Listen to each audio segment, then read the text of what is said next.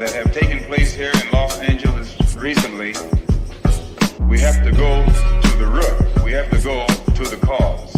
Dealing with the condition itself is not enough. Dear Mr. Massa, I'm just trying to mind my own business. What's the matter? It's just another day, another black king captured. I'm about to lose my brain, stuck inside this ghetto rapture. I got a lot of smoke. If you want it, you can have it. They want a hat trick, but this is black girl magic. Ain't talking about the kind that'll make you disappear, but I'm talking about the power of the melanin within. Ain't looking for trouble, but I'ma say this one time. I put two dukes up if you try to touch mine. We still want justice for Samir and Trayvon. You say you don't see color, but racism ain't blind. They targeting little kids whose skin look just like mine. So I'm paranoid, it's a war zone outside. And I'm a black queen, so if you ask me to step out of my car, you gon' have to snatch me. Cause I ain't going no damn well. Had to spend my whole life living unfair.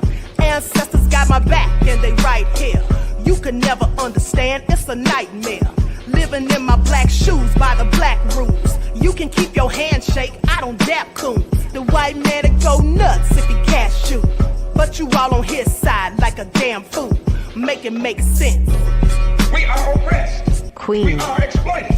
We are downtrodden. Make it make We are sense. denied not only civil rights, but even human rights. Ahmadiyyah. So the only way we're going to get some of this Ahmadiyyah. oppression and exploitation Queen. away from us or aside from us is come together Queen. against the common enemy.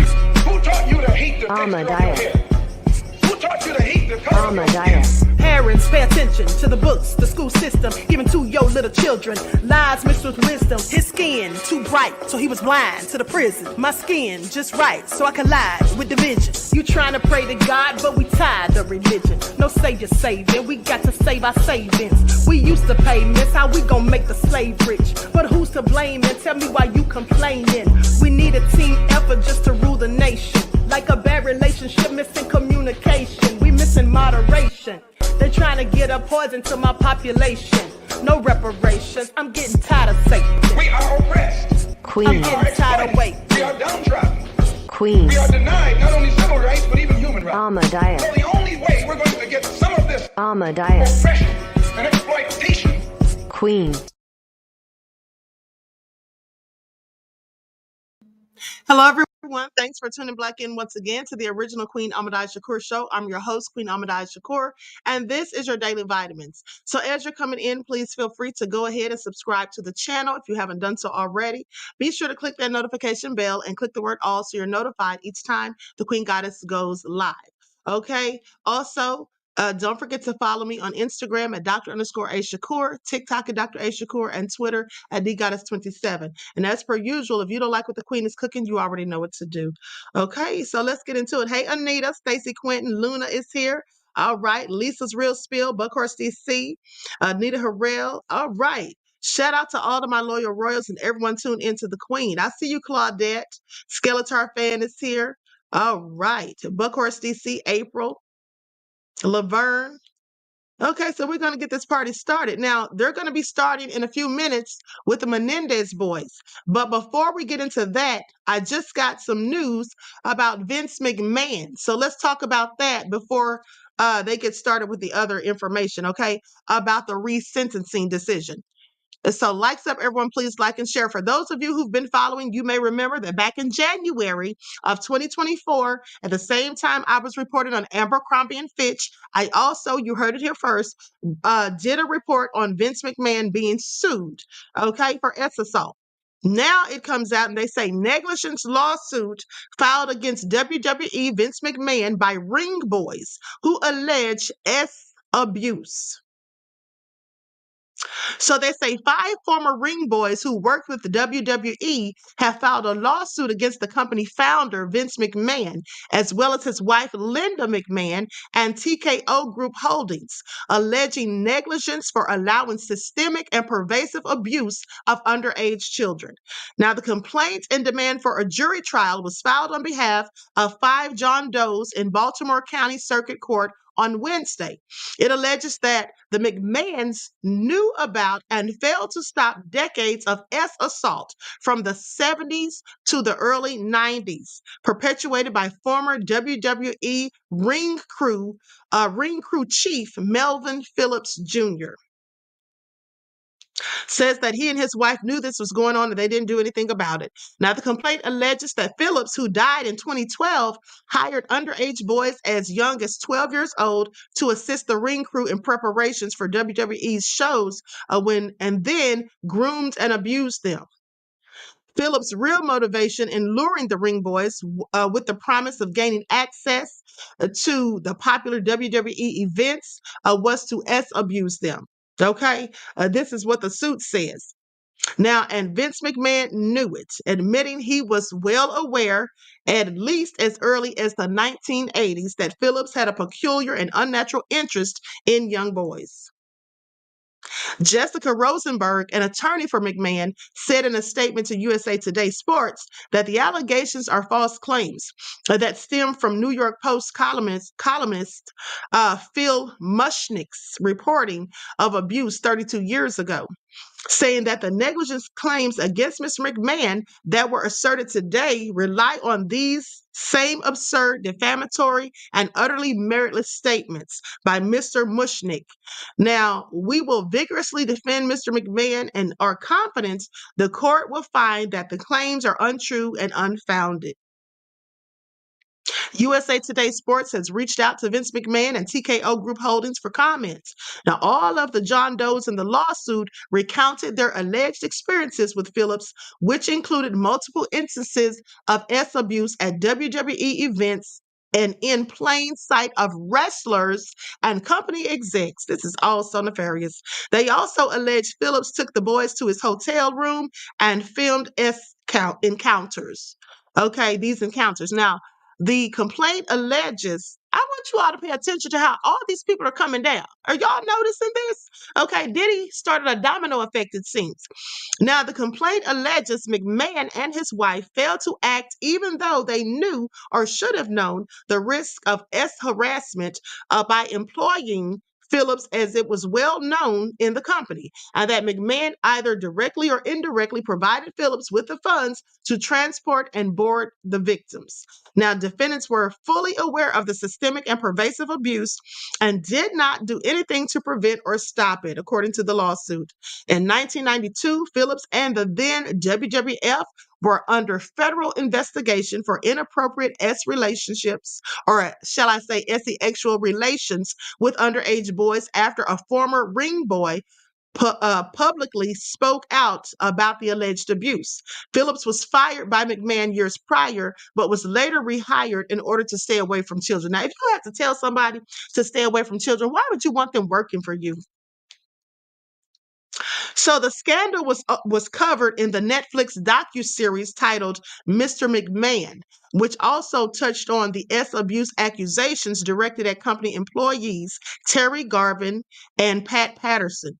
Lawyers representing the plaintiffs in Wednesday's lawsuit said there are likely countless other victims that were also abused, and the 5 alleged victims decided to come forward after they recently learned of the depth of knowledge that the McMahons and the WWE had about what happened to them. They say, thanks to the bravery of our clients, we finally have a chance to hold accountable those who allowed and enabled the open, rampant abuse of these young boys. Now, this is what Greg Gutzler of DeCello Levitt, this is what he said, which is leading the litigation. Okay, so apparently that's the law firm, and this is what he said in the statement.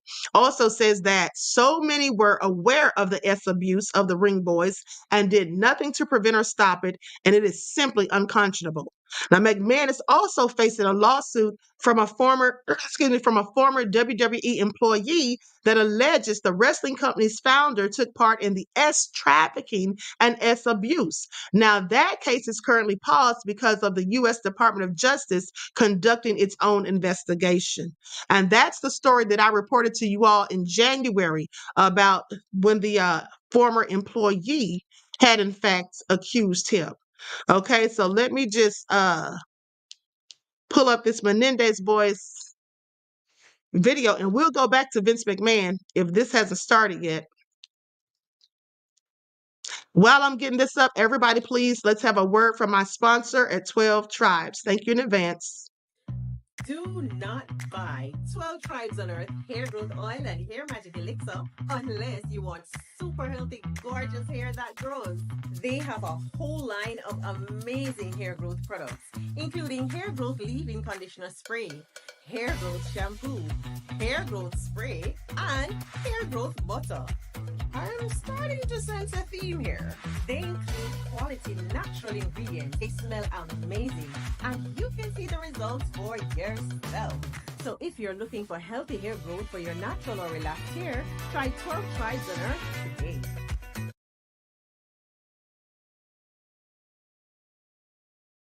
Okay, and don't forget you can purchase your 12 Tribes oil at Etsy.com. Just go to Lisa Kratz, and also you can find it at Walmart.com. Okay, so let's get into it. Here we go. The idea of requesting a resentencing is not entirely unheard of. It does happen. Usually it's based upon a change in the law. If there's been a change in the sentencing guidelines, perhaps someone can ask and petition the court to have them resentenced. But this idea of resentencing someone based almost purely on a publicity push, a social media groundswell of people saying, hey, they need another look. You know, you mentioned at the top of this story,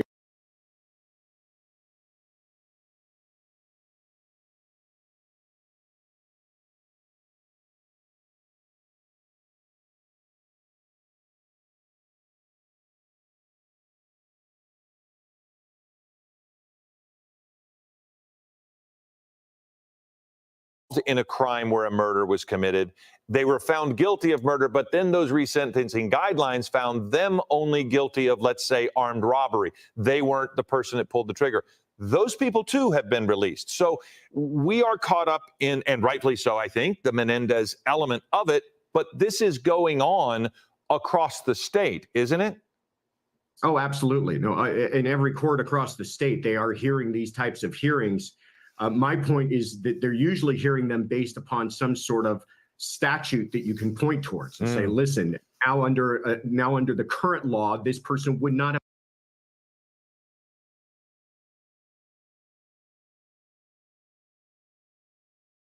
Okay, let me see if I can find this somewhere else because I don't know what's going on with them. It keeps loading for whatever reason.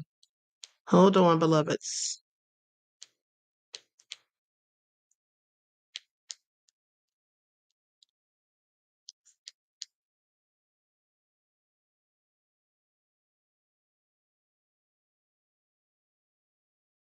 Here we go.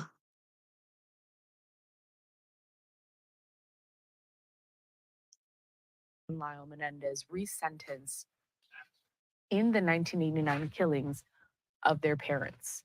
That's according to officials. So we had a mic check just moments ago.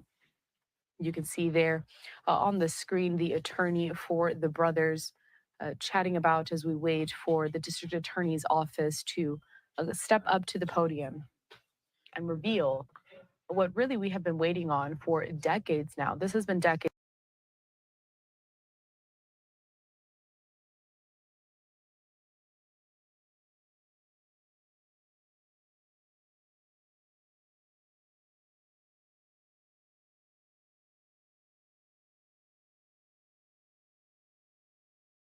Entire case kind of circling about this fact that the brothers were abused by their father. We have another vantage point here. I want to bring it, a couple of them.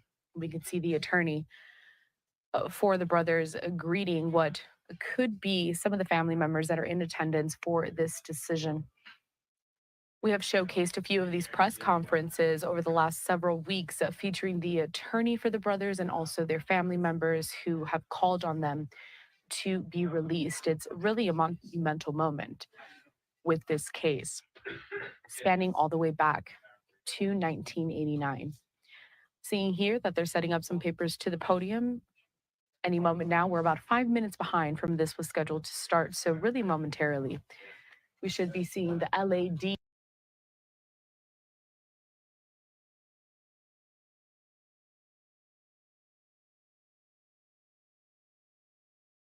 They may get a new trial or if they will be sent home.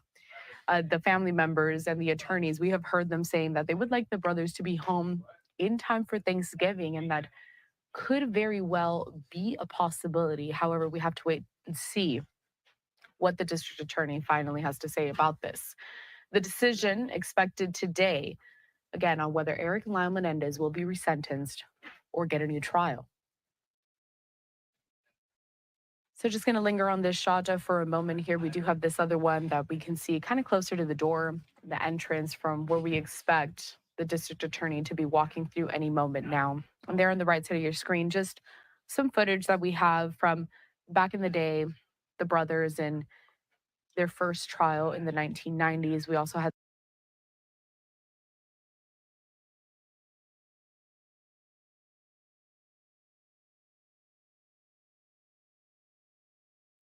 You guys, I don't know why this keeps loading. I don't know what's going on here.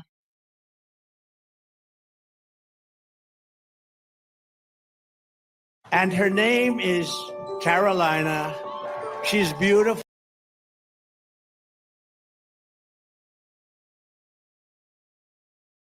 Not sure exactly which family members these are, but you can see people being consoled there.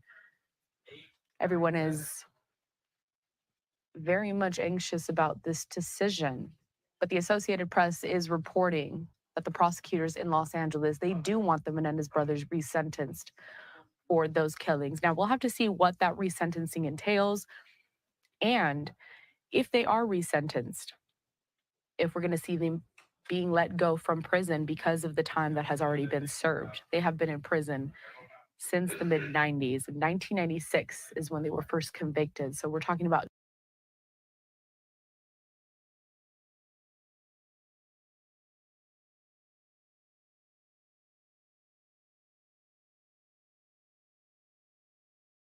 any moment now. So let's linger on this for a bit while we wait and see if the DA will be stepping up.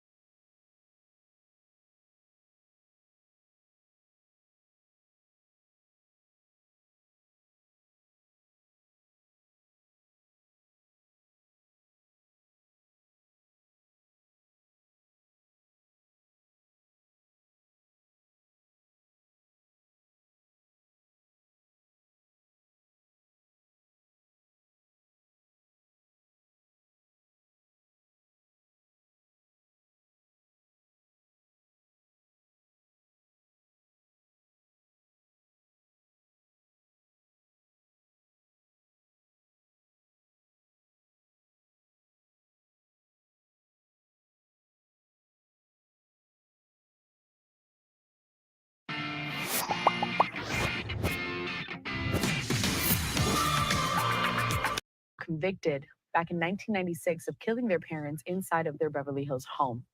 I just want to go ahead and reset and recap for any of the viewers that maybe have not been following this case too closely.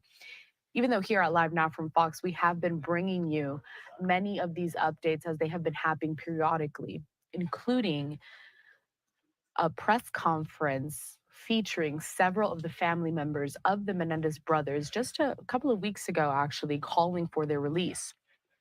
The Associated Press is reporting that prosecutors there in LA, they do want the Menendez brothers to be resentenced, but we are waiting for that official announcement at this.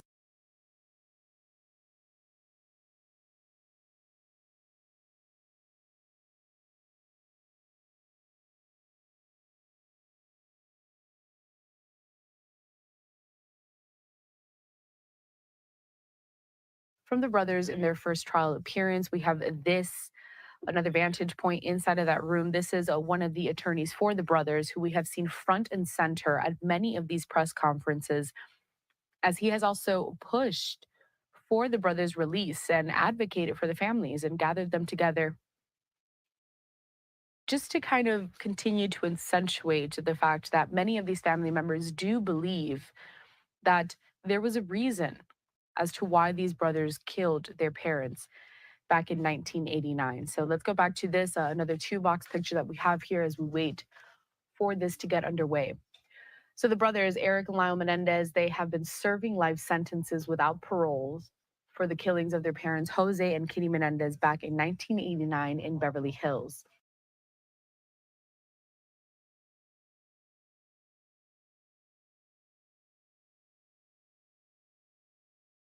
He had said earlier that one group had wanted the original trial set on keeping the brothers in prison, while the other group believes the brothers deserve to be released. Let's pump up the audio and see what's going on at this moment.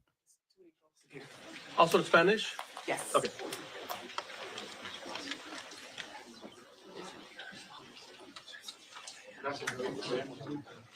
Llamamos Elena para no, somebody relate.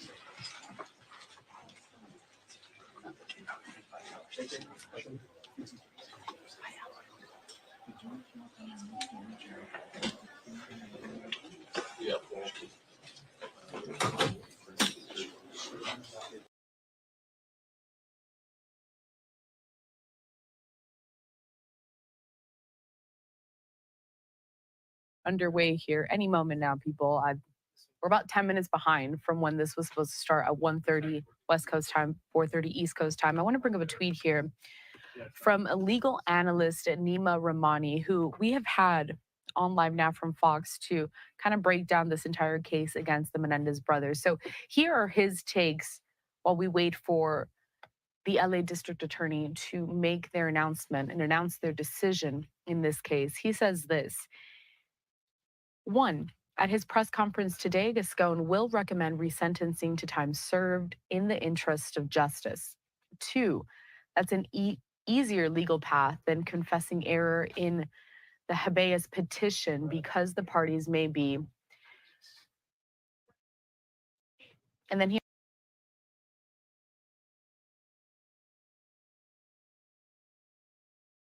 of a guessing game at this moment. Now, the AP is reporting that they will be resentenced, but we won't know for sure until we actually hear it from the district attorney himself. But Nima also, kind of as he continues to analyze this and where this may go going forward, says that at his press conference, Gascon will recommend resentencing to time served in the interest of justice. And it's also an easier legal path than confessing error, again, in the habeas petition, because the parties may be unable to show that the result of the second trial would have been different. Still monitoring this feed for everyone here. I'm going to bring it up so you can all watch with us in real time. We are seeing that through this other vantage point, some more people have walked into this room.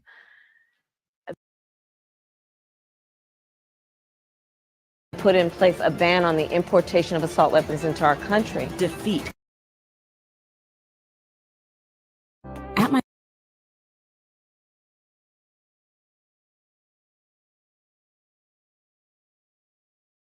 Who maybe don't remember it from back in the 90s. It was a big story back then. So many countless documentaries have also been based on this entire case as well.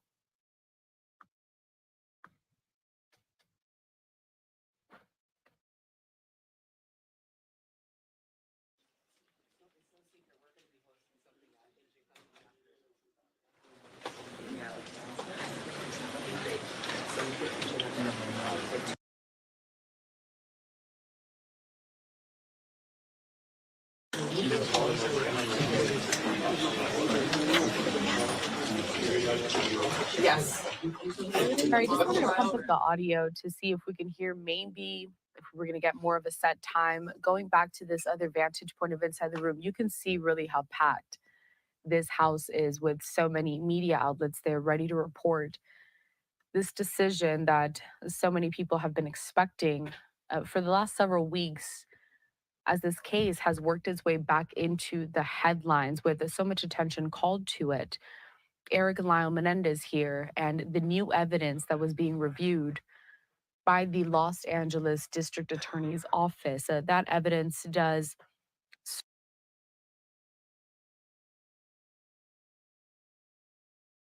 their father, Jose Menendez, had sexually and also abused Eric Menendez throughout several years. I think everyone's just getting kind of set up, kind of grabbing onto their seats now. So this could be an indication that it's starting.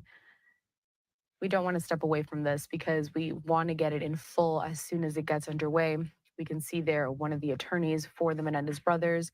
He is taking his seat as speaking to presumably who we believe are some of the family members for the Menendez brothers, who have also advocated for the release of both Eric and Lyles, saying that they did what they thought had to be done given the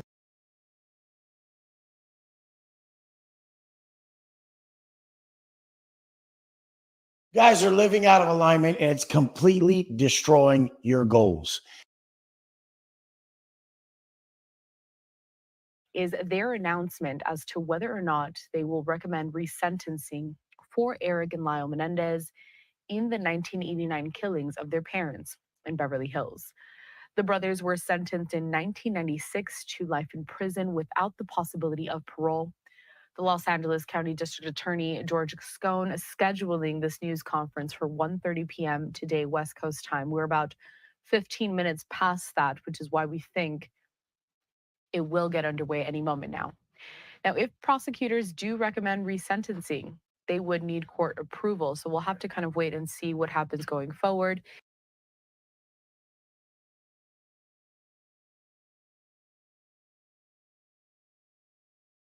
"21 years old, and Eric Menendez was just 18 when they admitted that they fatally shot their father, Jose Menendez, who was an entertainment executive. They also admitted to shooting and killing their mother, Kitty Menendez. The brothers said that they had feared their parents were about to kill them in order to stop people from finding out that Jose Menendez had sexually abused Eric Menendez for years. The brothers' extended family had pleaded for their release, and we presume that many of those family members are in attendance at this press conference today.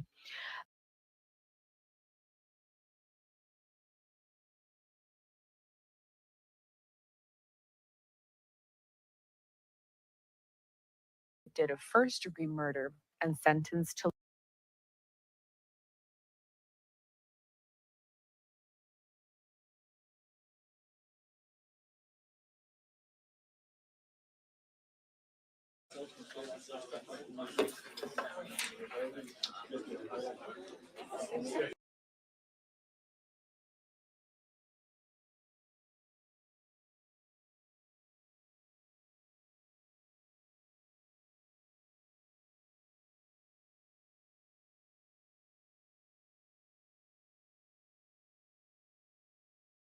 I'm trying to figure out what's going on with the stream here. This has to be YouTube. Has to be YouTube for whatever reason. Not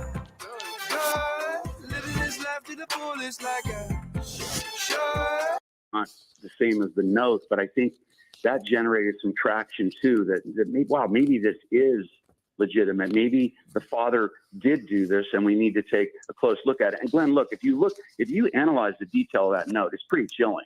Yeah. It's not just a one-sentence note. I mean, it's a note. And think about this. This is interesting. A lot of victims have trouble disclosing. They really are quiet about disclosing. They're embarrassed to say it, right? And he doesn't really say exactly what he's afraid of, right? But he's saying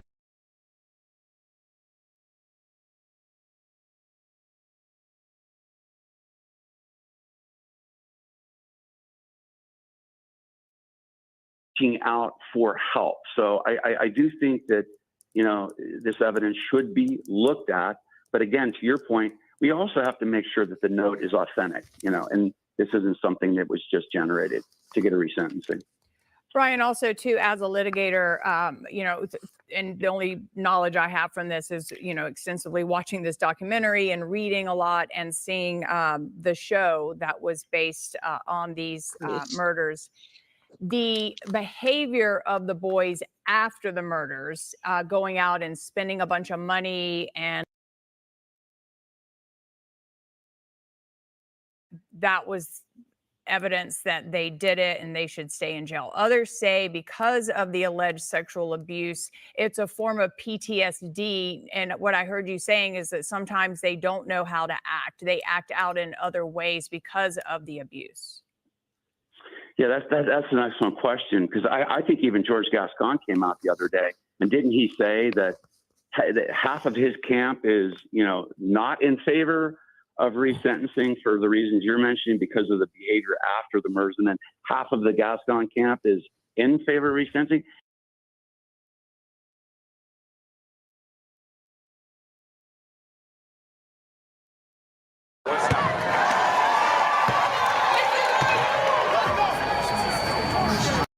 Right.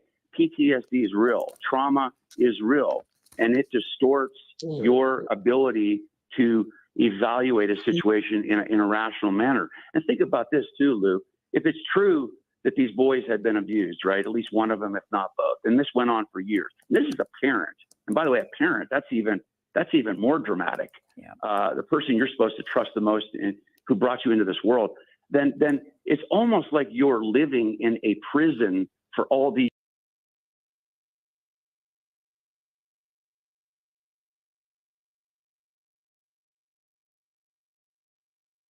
perpetrator, and now they're out in the real world. Wow, we're free now. We could do whatever we want. We're going to go spend money. We're going to do this. And you know, one argument could be made that irrational behavior of spending money like that after killing your parents actually supports the fact that these young men were really, you know, traumatized by the ongoing abuse, which potentially explains this behavior, if that makes sense. So I think it can cut both ways. Okay, just to clarify, that was Ray Rossello, who was a member of Menudo back in the 90s.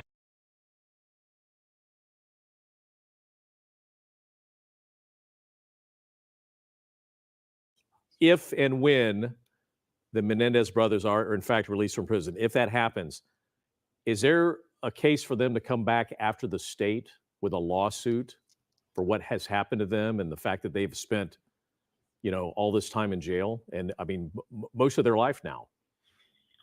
Yeah, the Menendez brothers would not have a civil rights case against law enforcement. Law enforcement has a pretty broad immunity in these kind of cases, but the reason why is because they admitted killing their parents, right? So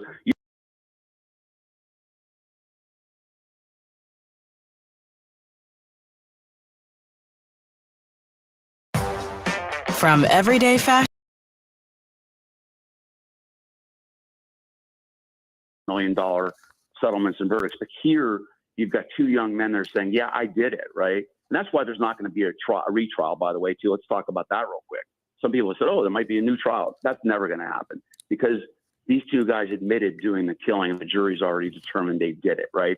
So here they said they admitted doing it. So law enforcement didn't do anything wrong in arresting them. I think the issue, the only potential interesting issue, Glenn, now that you ask,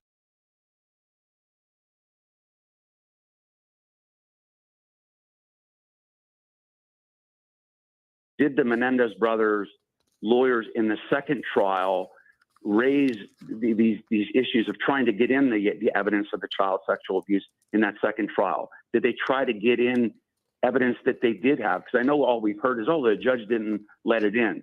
Well, hopefully his lawyers made a record of that. If they did, and then the judge said it's not coming in and you were going to jail, then you've got no recourse at that point. You can't go after a judge, right?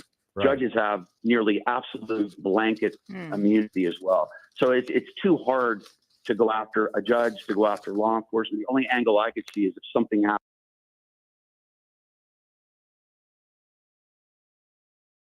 to do it and didn't do it, then maybe the Menendez brothers have some kind of argument of inadequate, legal counsel to try to get some kind of civil compensation. Well, a couple of things. I know in the second trial, Eric testified. Lyle did not, because of the recordings that a woman who I guess they had created a friendship and started doing some writing in an effort to write a book, and she released those recordings. And so he was going to be able to get cross-examined on that. And there was some damning evidence.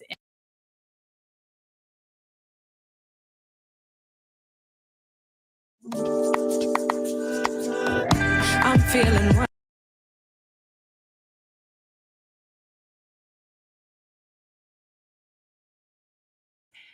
said that the shows on Netflix are a piece of blank, and has, in her words, and has not been in favor of that and said the jury spoke, let it be. Your thoughts on that?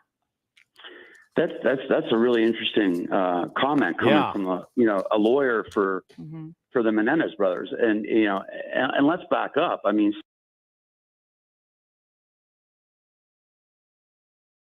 so some of these have actually triggered legitimate investigations that have led to either somebody being exonerated based on a wrongful charge, or some. There was a recent case of I can't remember the name of it, but of a guy that on these serial killings that was actually convicted based on a comment he made like in a docu-series. So let's start with that. I wouldn't immediately trash these documentaries to start with, number one, and number two.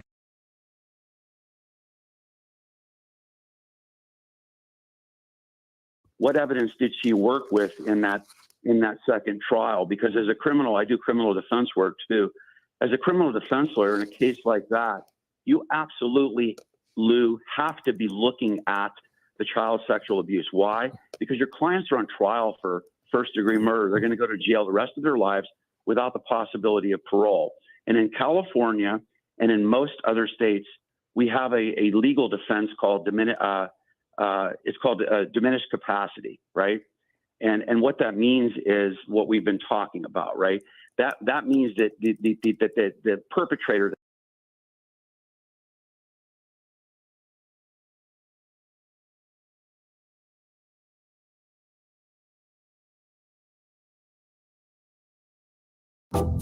These mushrooms make you feel better. Like their defense lawyers should have been arguing that because of all this abuse, it defeats the intent element, right? And because of that, the charge then is reduced from first-degree murder down to manslaughter. And that's really what we're talking about today. That's what all these arguments are. That's why, just so your viewers know, that's why these boys could walk. Because if it was manslaughter instead of first-degree murder, then they probably already served enough.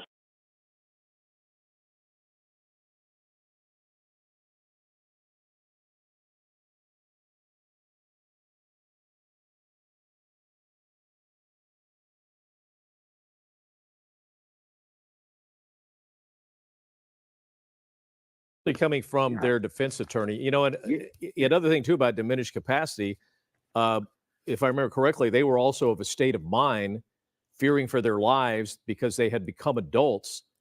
They were terrified that their parents were actually going to kill them to cover up the alleged abuse. That's a great point. That's an excellent point, because that gets to my point, which is diminished capacity is available. In fact, there's a case in Arkansas. I don't know if you heard about that. Okay, guys, I don't know what's going on. This has to be maybe because it's so many people watching this on YouTube. I don't know, but it is in my internet because I just did an internet speed test on my computer, so it's not that. But I looked it up, and it says that when this happens, it's either a slow internet, which it isn't because I just checked the connection, like I said, or it says YouTube is having a slow server. So I'm wondering if the server is slow because so many people are watching this. I don't know. I don't know what's going on. It's annoying. A father was worried that his teenage daughter was going to be raped again by a guy that was going on trial.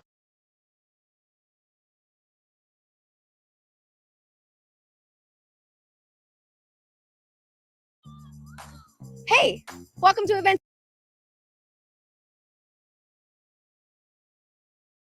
Grasp, what you're doing. You can't form the requisite intent to go out and murder somebody because your mind is so impaired from trauma, PTSD, from fear of being harmed, that you pull the trigger when you really didn't intend to do that. And that it is an important component of this case. I wouldn't minimize this or trivialize this at all. These defenses are made in cases in which defendants have endured a lot of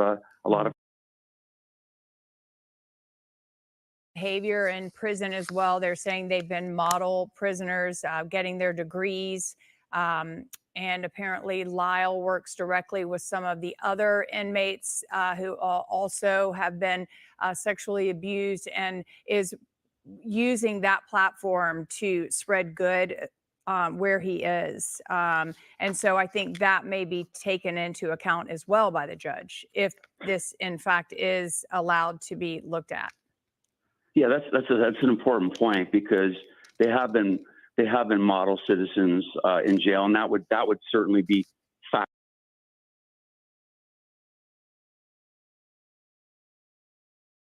If there's a resentencing hearing. But let's talk about another quick point. It's like, I think it's easy for a lot of people across the country that are watching this to have a knee-jerk reaction, right? What do I mean by that? Well, all these kids, these are two, spoiled young men from an affluent family, and, they got rid of the parents, and then they wanted to go out and spend a bunch of money. But you also want to look back at their prior criminal record, right? Because that gets into what we've been talking about. What's the effect? What's the effect of child sexual abuse? And I've been working on these cases for 15 years, and I know. But my point is, these two young men didn't have a prior criminal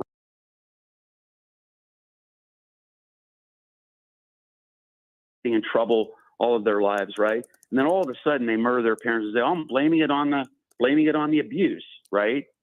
That might not have as much traction, but these kids hadn't been in trouble, leading up to the murders, and I think that does kind of support the argument that Glenn even mentioned that they do fear, for their lives, and they can't think rationally, and I know it's hard for some folks to really grasp this, but think about back in the time when you're a teenager or you're a young adult and you're having something done to you.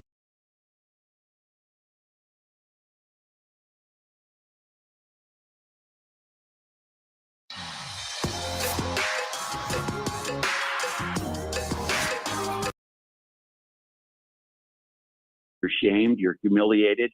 You don't want people to know that. And then number 4, the biggest one is you fear nobody's going to believe you, right? Mm-hmm. And sometimes, I'm telling you, sometimes these abuse victims feel no other, recourse they have than to eliminate the threat. Again, I'm not condoning what happened here, but I'm just trying to give, your viewers some kind of glimpse into the, a lens of what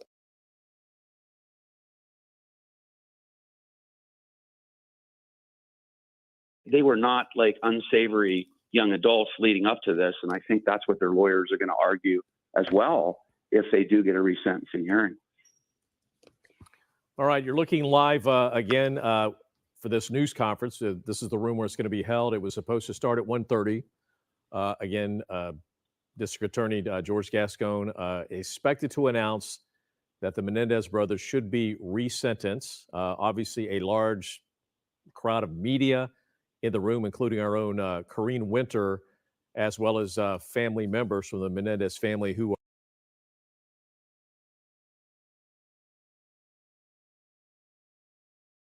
and as Brian Claypool told us, a hearing on this matter actually won't take place until the end of November. I think it said the 25th or the 26th, 29th. And then, another hearing probably won't take place until probably sometime after the first of the year. So it's not like they're going to walk out of prison today or next week. Yeah, Glenn, if I could jump in real quick, just to clarify. So at that hearing, and thank you, Lou, for clarifying that on the 29th. Remember, at that hearing, the judge has one decision to make. Like,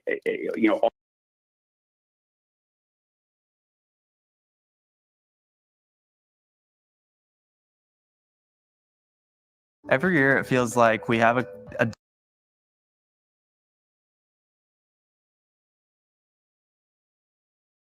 I think what you're hearing is a lot of talk that I don't think is reality, which is I'm hearing a lot even on national news. Oh, the Menendez brothers are going to be released at the end of November at this hearing. And I really don't think that that's going to happen. I think that that's not a responsible analysis. I don't think any judge is going to go into a hearing on the 29th and say, okay, we're going to have a resentencing, but we're not going to do like a formal evidentiary hearing. And I'm just going to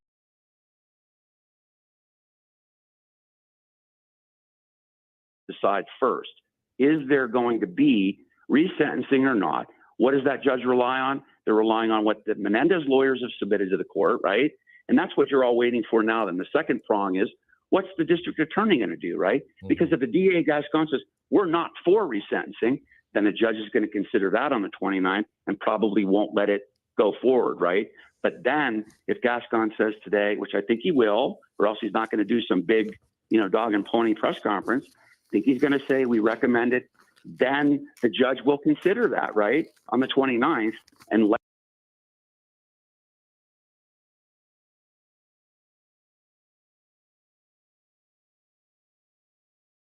Hey, I'm so tired of this. I don't know why it's doing it.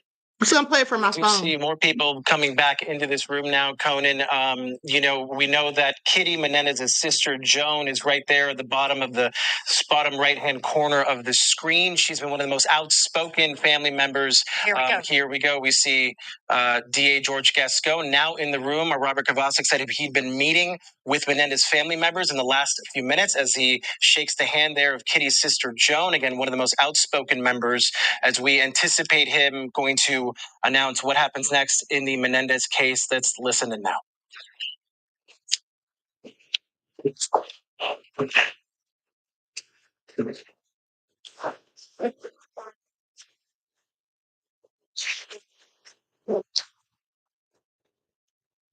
Hey, good afternoon, everyone. And before I begin speaking, I want to also introduce some other people that are here with me, and hope I'm pronouncing the names right because I've seen handwritten part of it. But I have Ahmadiyyah, Barat, Jose Menendez, Jose Menendez, and niece Karen Bender-Molen, and Kitty's niece. They're all here with us. Also with us here is Brock Lunsford. He's the assistant head deputy for the post-litigation conviction unit. And Nancy Cervier, who is the deputy district attorney in charge of the resentencing unit. Let me begin by telling you that this is a case where we've had many people in this office spend a great deal of time reviewing the case. I have to tell you unequivocally that we don't have a universal agreement. There are people in the office that strongly believe that the Menendez brothers should stay in prison the rest of their life. And they do not believe that they were molested. And there are people in the office that strongly believe that they should be released immediately and that they were in fact molested. I have to tell you that after a very careful review of all the arguments that were made for people on both sides of this equation, I came to a place where I believe that under the law, resentencing is appropriate, and I am going to recommend that to a court tomorrow.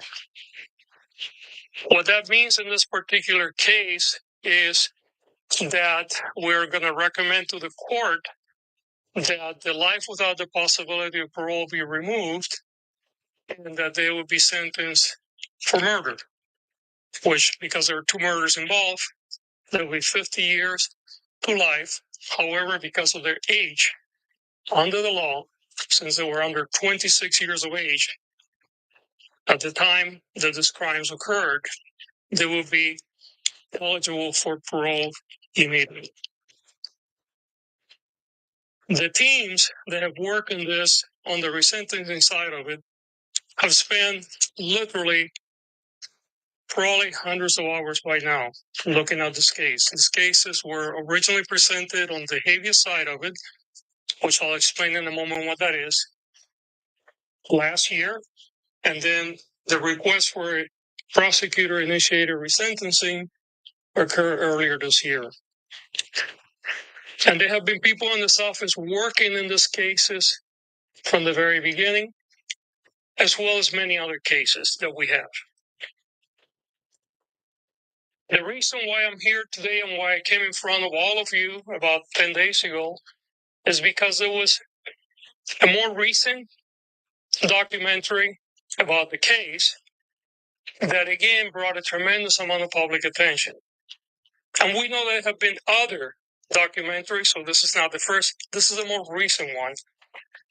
And frankly, our office got flooded with requests for information. And even though this case was already scheduled to be heard in late November, I decided to move this forward because Quite frankly, we did not have enough resources to handle all the requests, and one of the things that I thrive to do in this office is to be very transparent in everything that we do. In this case, we review the prison files. And you have to understand that the way the process works, when you're talking about a resentencing under the law, it really focuses not necessarily on what the original crimes were, but it focuses on, has the person been rehabilitated, number one, and number two, can they be released safely into the community? Under that rubric, since I've been in office, we have resentenced over 300 people, including 28 for murder. Only 4 have reoffended. If that was a regular recidivism rate in this country, we would be the safest nation in the world, but we know that it's not. In fact, somewhere between 40 and 50% of the people that go to prison reoffend and get rearrested. And that's why we have so many problems. However, when you look at the case of the Menendez brothers, you see 2 very young people. One was 19 and the other was 21 when they committed this horrible acts. And I want to underline, they were horrible acts. There is no excuse for murder. And I will never imply that what we're doing here is to excuse that behavior. Because even if you get abused, the right path is to call the police, seek help. But I understand also how sometimes people get desperate.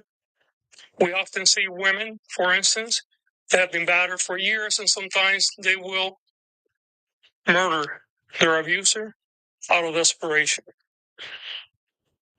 And I do believe that the brothers were subjected to a tremendous amount of dysfunction in the home and molestation.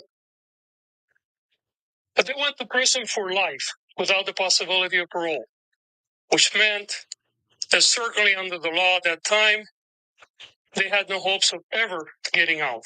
Mm-hmm. They could have done what many other people do, which is basically said, you know what, I'm here for the rest of my life, so I'm going to do whatever. I'm going to misbehave, I'm going to join gangs, I'm going to live the life of a prison. But they never did that. To the contrary, even though they didn't think that they would ever be left free, they engaged in a different journey. A journey of redemption and a journey of rehabilitation. And often the people that begin their journey of rehabilitation and redemption in prison is often very internal. And what they do, and one of our lawyers pointed out this today, it's usually the path is people try to further their education, do things for self-improvement, which the brothers have done, by the way.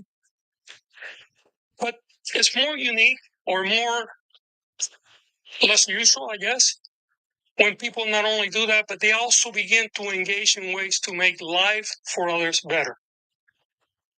And in this case, the brothers have been doing so for a very long time, creating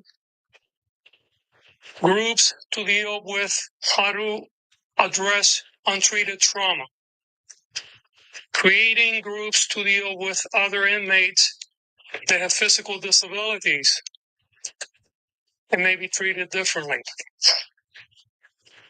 Even in one case, Lyle negotiating for other inmates as to the conditions that they live under during prison.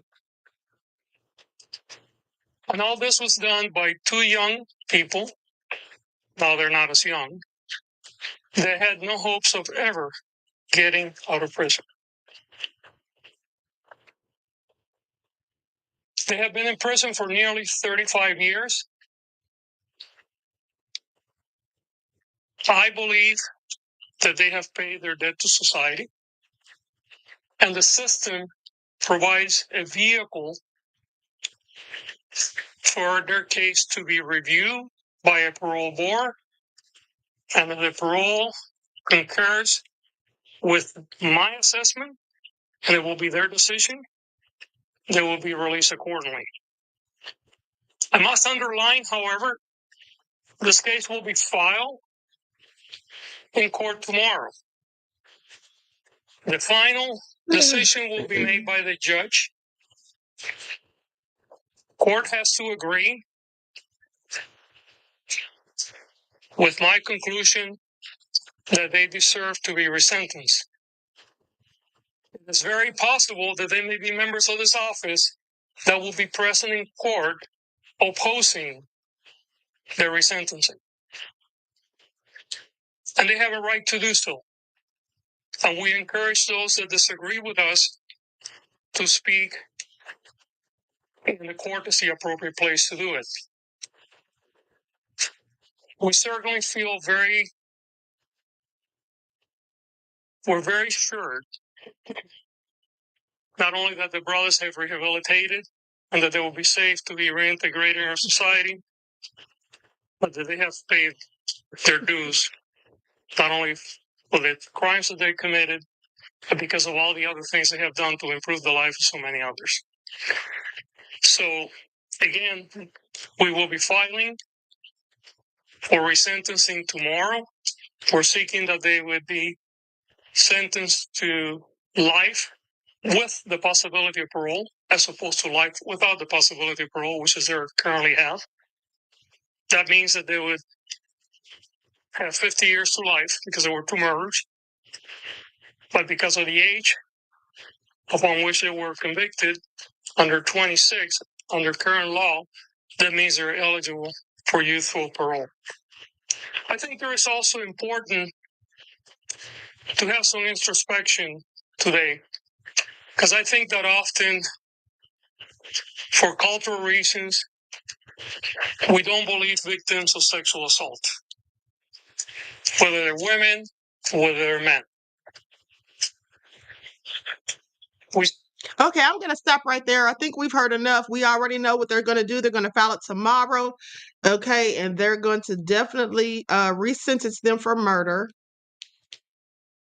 With 50 years, they've served 35, so they'll be immediately eligible for parole. Question is, when will they be up for parole? Okay. Queen Nina Star says, so my nephew should be available. He was 19 and got life without parole. Well, did he kill somebody? Because that's what it sounds like, beloved. And if he killed somebody, why did he kill them? That's the question.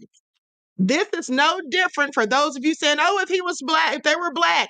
That's not true, because let's talk about it. Centoya Brown went to prison for the same thing. She didn't kill her mother or father, but she murdered someone who was abusing her sexually. She murdered the person who was trafficking her, who was a predator, and she was able to get out. Okay, she was able to get out. So that's the difference. You have to understand the law. It doesn't work like that, because one person gets out, everybody gets out after they killed somebody. That's not how that goes. Okay, sometimes there are extenuating circumstances. All right. Now, with that all being said, I'm so glad that's over with, because I don't know why that stream just kept jumping like that and having to reload or whatever. That's right. She was also 16. Thank you, Southwest Houston, Texas. Exactly. So there's different circumstances. If you just go out here and kill somebody and you don't have a good reason for doing so, if the person wasn't abusing you physically or doing something nefarious to you, what's the excuse? That's right. TC Dan said every state has different laws, and that's absolutely true. Okay, so now with that all being said, before I get started with the last part of the broadcast, where I want to talk about Vince McMahon some more, hold on, let me pull this up real quick. TC Dan, yes or no, beloved? Can you, by any chance, add the rest of the moderators to the royal chats? Because I need to have a meeting with you guys after this broadcast, okay? I need to have a meeting with the moderators after this broadcast, okay? And this is mandatory. This is mandatory. So, TC Dan, let me know in the chat, beloved, if you can add the moderators who are not members of the royal court that we have in private. If you could please add them, or do I need to get Desmond to do it? I don't know which one of you is the administrator. Okay.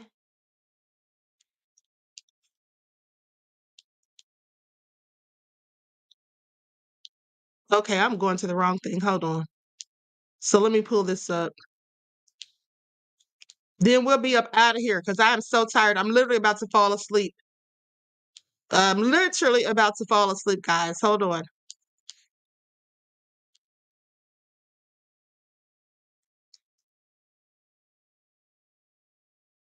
Okay, here's what I'm looking for right here. Now, let me just cue this video.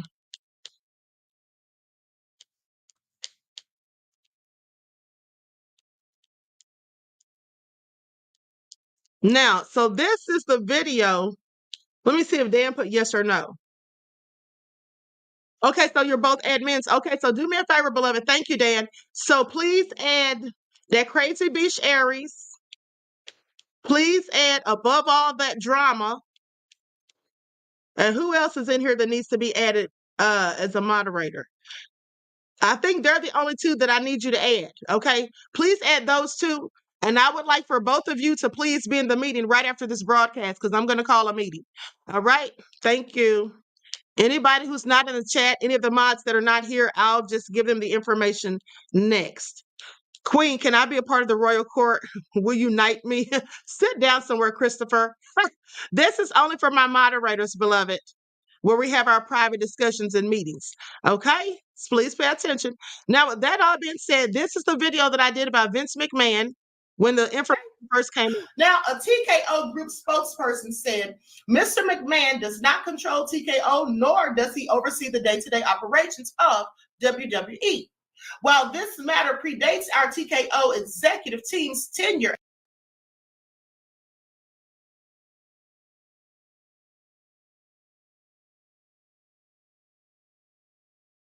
I got my mic muted.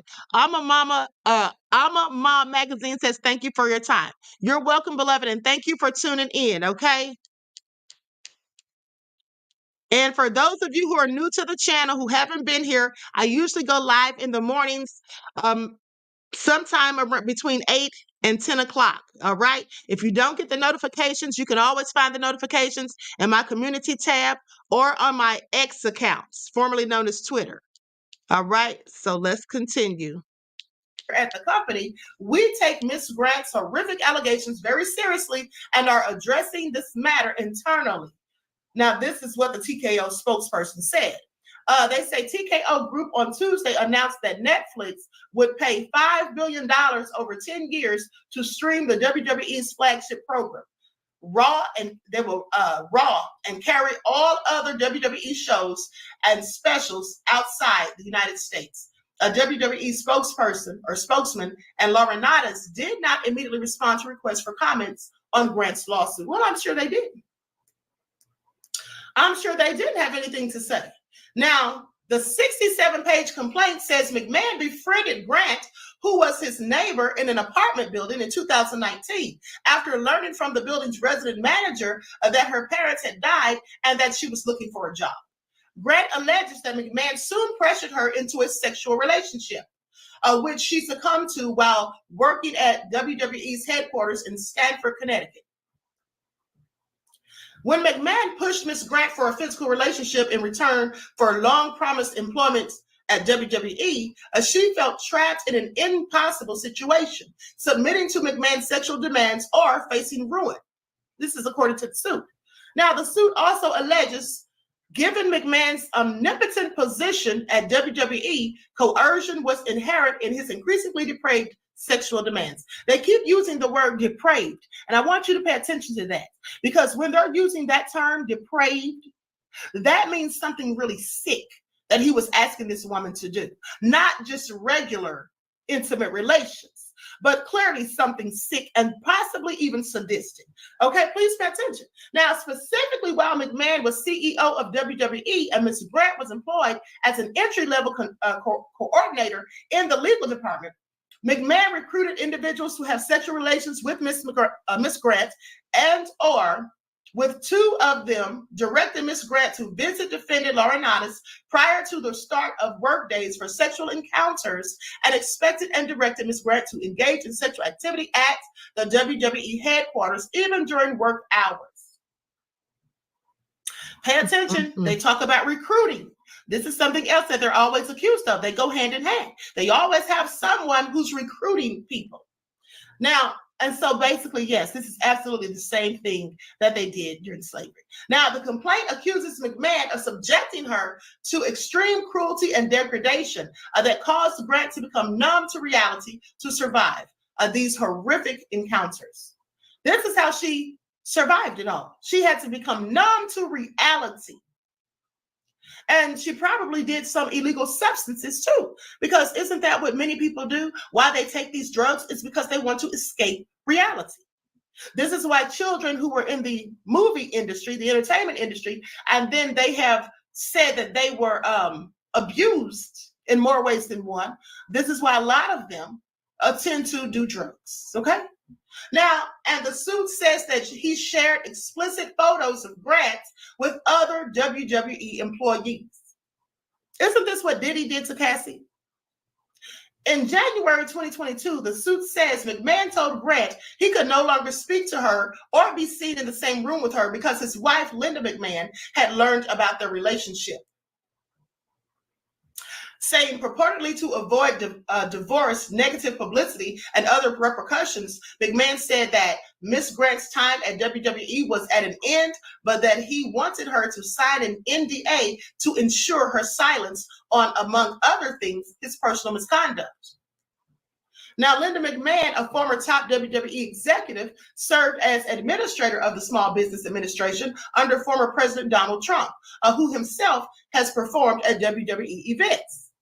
The suit said that in November of 2022, WWE touted the end of a special committee investigation and Vince McMahon's alleged misconduct with women. Yet the special committee never even bothered to interview Ms. Grant or request any documents, despite Ms. Grant stating that she would cooperate. They didn't want to hear the truth. You see, that's what that was. And they were angry at her for telling it, I'm sure. Now, that's my opinion. Now, in addition to seeking a void with the NDA, Grant's suit also alleges violations of the Trafficking Victims Protection Act, negligence, intentional or negligent infliction of emotional distress, and civil battery. Okay. I'm going to stop right there because I'm sure you get the gist of it. Now, this was in January. I reported on Vince McMahon himself. Now, in this case, they're not accusing him and his wife of doing anything to these boys, but they're saying that they knew that someone else was doing things to them and they didn't do anything to stop it or intervene in any way. So that's why they're being sued. Now, with this case that I reported on in January, it was Mr. Vince McMahon himself who was accused of assaulting this woman, okay, at the end of the day. And it got real ugly as far as I'm concerned, the stuff that he was doing, okay, just all a hot mess. The lady lived in his building. Okay, so anyway, with that all being said, I'm about to be out of here. Now, before I do, Dan, did you add the moderators, beloved? And please add Juju B, since Juju is here now. Okay.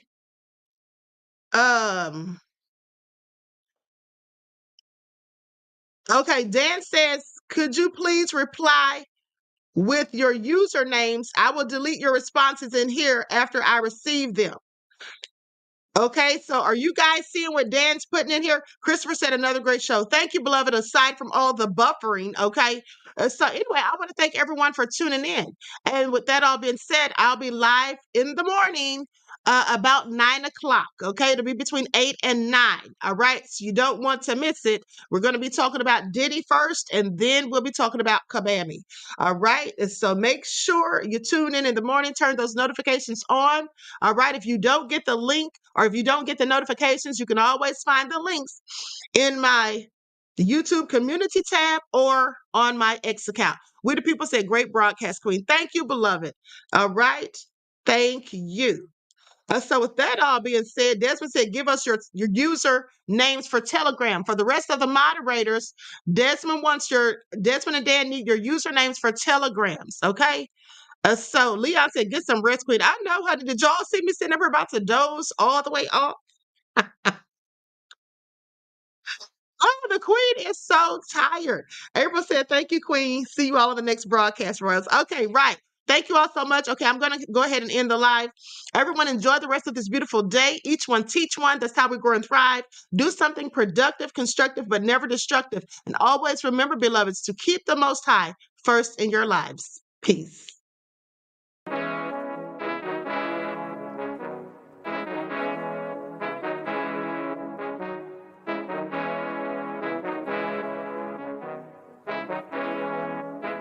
Yo, Nick, hit him with that flavor. Gold all in my skin, God all in my blood. Kings all in my circle, you touch one of mine and you're done. They show no love for the queen, why you hating on me? Is it cause I'm free and I got Malcolm X in my jeans? I got dreams like King Luther, shed blood like Kunsa. You ain't helping my people, I ain't got nothing to say to ya. I want all the smoke like hookah. Talking reparations, America won't be great until they give us compensation. I'm like, I'm the hottest right now. See a bunch of lames out here trying to jock on my style. They be doing too much. I'm the queen, it's too easy. It's like they all at Popeyes, how they be talking so greasy. I just sit back and laugh while these haters get madder. So nefarious how they don't want my pockets with cheddar. I tell them they can do better. These snakes in the grass can leave a bite on your ass, cause y'all be trusting too fast. I got my foot on the gas, other one on they necks. Dropping receipts on haters, you better show some respect. I'm never facing regrets, we only facing the threats. Running through every challenge like a relay, break no sweat. It's a cold game, so I got that blanket with me. Now that my people awaken, ain't no going to sleep. I do not play by my piece, this time I'm playing for keeps. You talking slick, but when I see you like them ends, we gon' meet. And I got gold all in my skin, God all in my blood. Kings all in my circle, you touch one of mine and you done. They show no love for the queen, why they hating on me? Is it cause I'm free and I got Malcolm X in my jeans and I got gold all in my skin, God all in my blood. Kings all in my circle, you touch one of mine and you done. They show no love for the queen, why they hating on me?